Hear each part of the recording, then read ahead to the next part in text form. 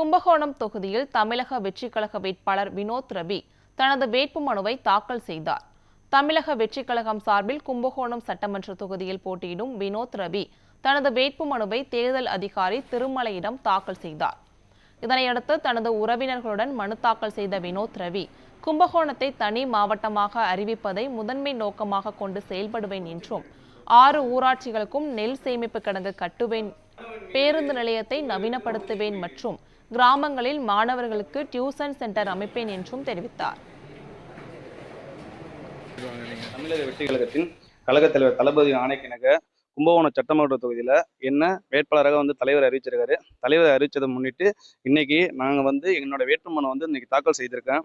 தாக்கல் செய்து இன்னும் ஒரு 23ஆம் தேதி தேர்தல் நடக்க இருக்கிறது. ஸோ தேர்தல் நடந்து முடிஞ்சோன்னா கும்பகோணம் தொகுதியை கண்டிப்பாக தாவேகா தமிழக வெற்றியும் கைப்பற்றும் என்பதை உறுதியாக தெரிவித்துக் கொள்கிறோம். 8 ஊராட்சிக்கு கண்டிப்பாக ஒரு நெல்குடன் தேவை. ஏன்னா இங்கே நெல்குடன்கள் இல்லாமல் எவ்வளோ மக்கள் விவசாயிகள் ரொம்ப பாதிக்கப்படுறாங்க. எங்களோட கும்பகோணத்தை சட்டமன்றத்தை கைப்பற்றினோன்னே கண்டிப்பாக 8 ஊராட்சிக்கு ஒரு நெல்குடன் கண்டிப்பாக எங்களோட தமிழக வெற்றி சார்பாக நாங்கள் அமைப்போம். அது இல்லாமல் பார்த்தீங்கன்னா இளைஞர்களுக்கு கண்டிப்பாக இங்கே வேலை உற்பத்தி கண்டிப்பாக உருவாக்குவோம். ஜீட்டு அது முடிச்சவங்க நிறைய எக்ஸாம் சென்டர் அதை கொண்டு வரும். அதேமாரி ஒவ்வொரு ஊராட்சிக்கு ஒவ்வொரு இலவச டியூஷன் சென்டர், அதாவது டியூஷன் சென்டர் நாங்கள் கண்டிப்பாக எங்களோட ஆட்சியில், அதாவது கும்பகோணத்தில் கண்டிப்பாக நாங்கள் கொண்டு வருவோம்.